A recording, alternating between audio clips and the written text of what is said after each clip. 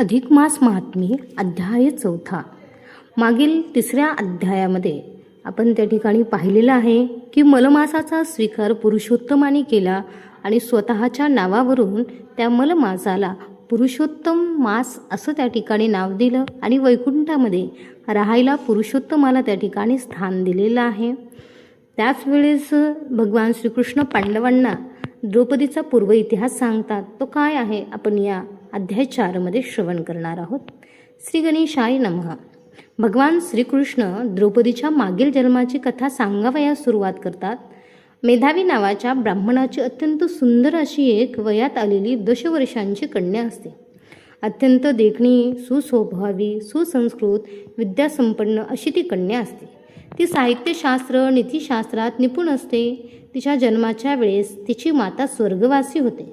त्यामुळे त्या मुलीची पूर्ण जबाबदारी त्या मेधावीवर येऊन पडते. पत्नीच्या जाण्याने ब्राह्मणाचा वंशविस्तार खंडित झाला होता. त्यामुळे तो अतिशय दुःखी झाला होता.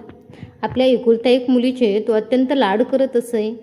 त्या लाडापोटी कन्या विवाहास योग्य झाली असूनही मेधावी तिचा विवाह करत नसे. एकदा त्या कन्येच्या सर्व सख्या एकत्र जमल्या होत्या. त्या सर्वांचा विवाह झालेला होता. त्यांच्यात हीच एकटी अविवाहित होती. त्यांना पाहून हिला मनात विवाहाची इच्छा झाली.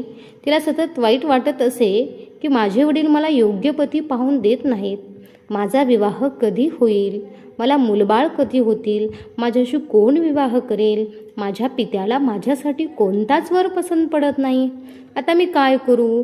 मुलीच्या विवाहाच्या चिंतेने मेधावीसुद्धा चिंताग्रस्त झाले होते. एक दिवस मेधावींना अत्यंत ज्वर येऊन ते मृत्युमुखी पडतात. ते पाहून ती मुलगी अत्यंत शोकाकुल होऊन रडायला लागते. आपल्या पित्याचे मृत कलेवर मांडीवर घेऊन ती मुलगी शोक करते. आता माझ्या जीवनाचा आधार कोण? माझा विवाह न झाल्यामुळे मला कोणीच आधार नाही. पिता नाही, पती नाही, पुत्र नाही असा शोक करत असताना तिथे गावातील ब्राह्मण जमले. त्यांनी तिचे सांत्वन करून मेधावींचे सर्व क्रियाकर्म केले. या कन्येने देखील यथोचित दिवसावर सर्व केले. असेच एक दिवस ती अत्यंत चिंतायुक्त होऊन एकटीच बसली असता तिथे अत्यंत संतापी असे अत्रि गोत्रोत्पन्न दुर्वास ऋषी आले. दुर्वासांचा क्रोध प्रसिद्ध होता.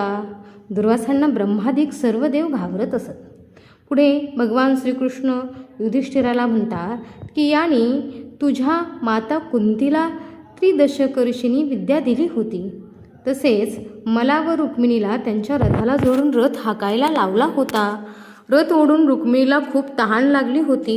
म्हणूनच मी पायाच्या अंगठ्याने जमीन दाबली असता पाताळातील गंगेची पाण्याची धार रुक्मिणीच्या तोंडात पडली. हे पाहून ऋषी दुर्वासांना अत्यंत क्रोध आला व त्यांनी शाप दिला की तुमचा वियोग होईल. असे अत्यंत क्रोधी दुर्वास त्या मुलीच्या कुटीत गेले असताना त्या ब्राह्मण कन्येने त्यांची पात्यपूजा करून यथोचित स्वागत केले व ती म्हणाली, माझ्यासारख्या दुर्भाग्नीच्या घरी आपल्यासारख्या महान ऋषींचे पाय लागले. आज मी धन्य झाले. आपले पदरच माझ्या शरीराला लागले. आपल्या सहज दर्शनाने माझे व्रताधिक सर्व कर्मे सफळ झाली. माझ्या जन्माचे सार्थक झाले. तिने केलेले स्वागत पाहून दुर्वासा ऋषी अत्यंत प्रसन्न झाले. तिची ती धर्मशीलता पाहून दुर्वास ऋषी प्रसन्न झाले व म्हणाले, बाळे, तू तुझ्या आचरणाने पितृकुळ धन्य केलेस. तिला सुखी होशील असा आशीर्वाद दिला. ऋषी बद्रिकाश्रमात जगाच्या कल्याणासाठी तपश्चर्या करण्यासाठी बसलेल्या नारायण ऋषींच्या दर्शनासाठी जाते झाले. ऋषींनी आशीर्वाद दिला असता तरीसुद्धा या ब्राह्मण कन्येला गृहस्थ आश्रमाविना जीवन अपूर्ण असल्याचे खूप खूप दुःख डाचत होते.